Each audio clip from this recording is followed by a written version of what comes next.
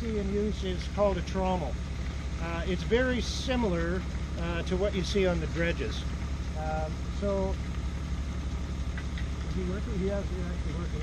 Anyway, there's a backhoe there. He's taking the material that's been delivered from that cut that we saw by a truck and jumped there. He's taking that material, and on the right-hand side, there's a hopper that has water being shot in an uphill direction. And so he's just dropping that in there carefully and slowly. The water is mixing it up, and then gravity is taking it down into that large revolving drum there, which is covered with a mesh, sort of steel mesh covering, with holes that are about half an inch or half to 3/4 of an inch in diameter. So anything that will fall through those holes. Okay, so we've got material coming in. The drum, or the trommel, is rotating. It's filled with holes, and water is being delivered, about 1,000 gallons a minute, through a pipe that runs the length of the trommel. It's inside and near the top. So we've got water spraying down into the trommel, which is turning. Gravel is running through there. We're washing gravel. Okay?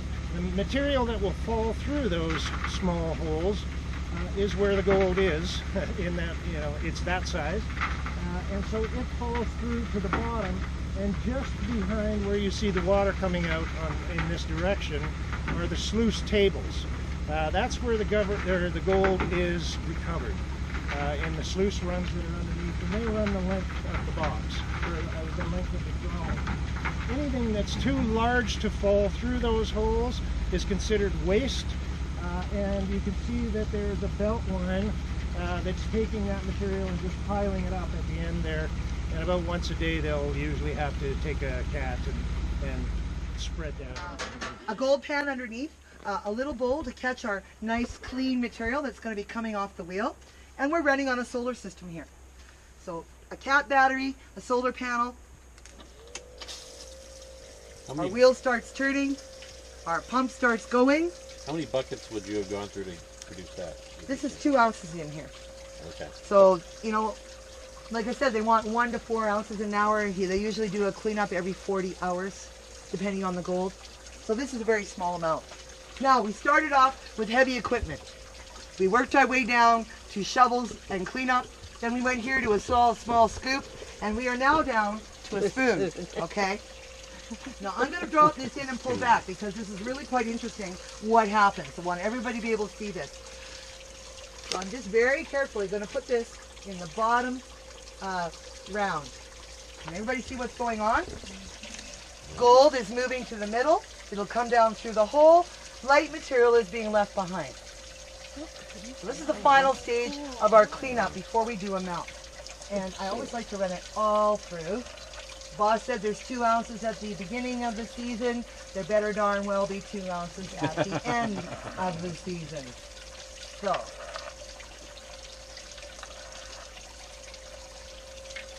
and I'm going to let that run through, and then I'll pull it out and show you what we're left with. You notice that I'm not touching the gold with my fingers. At this point even, you want no grease or oil of any kind in your water or your gold-bearing material. Even your finger grease. This is fine gold. It'll change the surface tension of the water, and gold will float, and you'll lose it. It is 19 times heavier than water, but that very, very fine stuff can float away. And this was part of what contributed to the 90% or 10% loss by the dredges. Excuse me. Okay, this material has no more gold left in it. I'm going to turn off the pump. Drain this a little bit.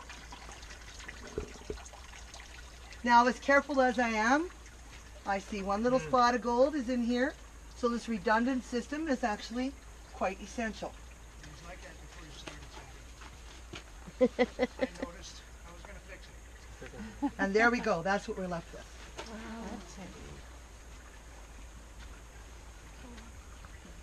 So those little bright spots. That's gold caught in the sluice run, yeah.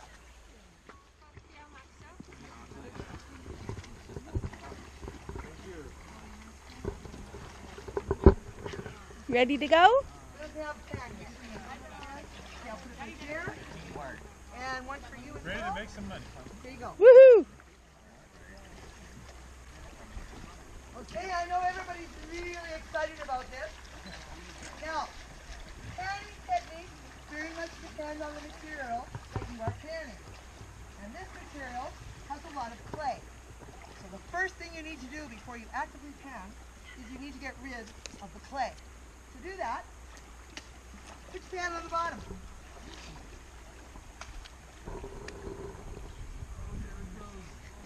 All the way down, let the water run over it. Okay. Grab a rock of some kind, one off the creek bottom. You're very gently going to be stirring your material in the pan while it's on the bottom of the creek. I actually like to use my hands and do it like I'm folding dough. And you want to do this until it runs clear. You're trying to get rid of the clay. If you shake it while there's still clay in it, the clay goes to the bottom of the pan and turns to concrete. And then panning becomes very ineffective. And yes, it's cold. Think about those old timers. No rubber gloves, no protection. Doing this 12 to 14 hours a day. So suck it up.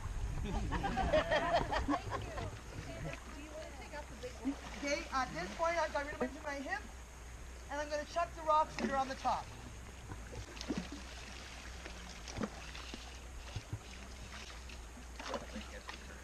And really this is the most important step to make panning effective, is to get rid of this clay.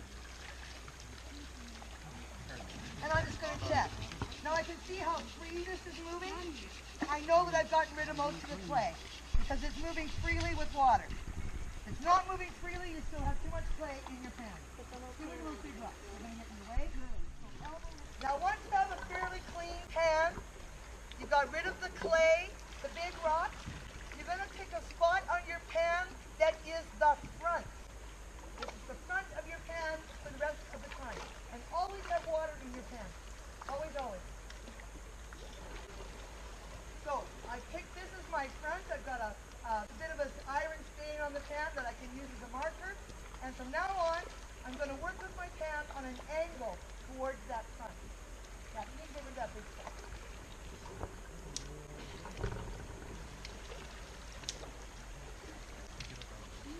So with lots of water in your pan, shake this until the water jumps from side to side, not front to back, not round and round, side to side. That's still pretty stiff. Probably still have a lot of clay in it. And then add more water and shake it from side to side again. The front pinch down. So not flat pan, like this. See how freely everything's moving? Clean it up a tiny bit more. How's it going, honey?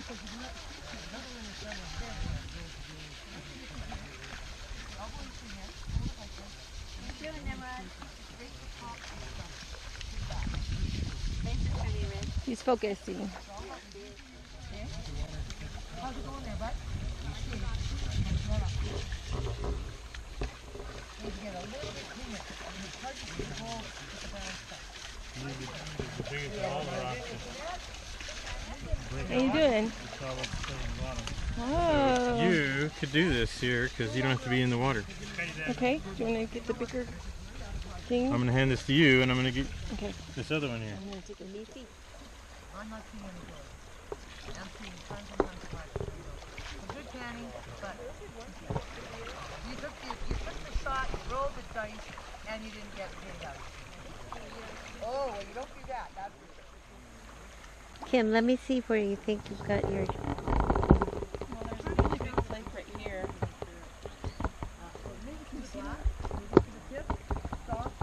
Oh, yeah. But as I circle around, there's lots of little tiny pieces, like microscopically little tiny pieces that look like it to me. Maybe Yeah. not, but it looks like it to me. I'm not confident enough to be like aggressive, and so I'm not really sure. well, you really got it nice and clean. So you might have even taken it a tiny bit too far, but if there's gold in here, you very probably got it. So this is what we do. We sluice in our pan at this point. And what we're looking for is going to appear along this edge. If it's in there. Okay. Look at that. You see that? There you go. That's a nice looking chunk. Now pull it over. Oh, it's in the black sand. We know it's in there. We know that that one is in there. And I thought I saw another glimmer of a very small flake. So if you take this up to Ron, he will pull it out for you. Tell her there's one and possibly two. Okay. And I'll pull it out and put it in a vial for you. Awesome. Now that should work. A little bit better. Okay. But the rocks are beautiful, aren't they? That's mica. You got a lot of greenstone up here. Everything from serpentine, jadeite, jade, soapstone, and asbestos. Quartz. Lots of quartz. So that goes in the water. That goes in the water. You know what we call that stuff? Leverite. Leave it right there. Leave it right there. Never shake, shake, shake for you. So you can get down to the nitty gritty. Because that's hard for you. That moved, it wasn't gold. It caught the light, I thought maybe, and then next water over it, it rolled away. So that's kind of the way you tell whether it moves with the water right away or not. Now, if there's gold, it's going to be here along this edge. And I think that may be the funniest little fleck up there. It's a recognizable piece. Good. Good job. Come to the Western Hemisphere and get gold. It's thick, so Okay. yeah, most of the water is actually coming from the sea, of the land. Just got a little bit more water. Shake it down. Okay, small amount of water. And the exact same theory to get the gold as somebody using a big sluice rod. You know, so the technology's been around for thousands of years.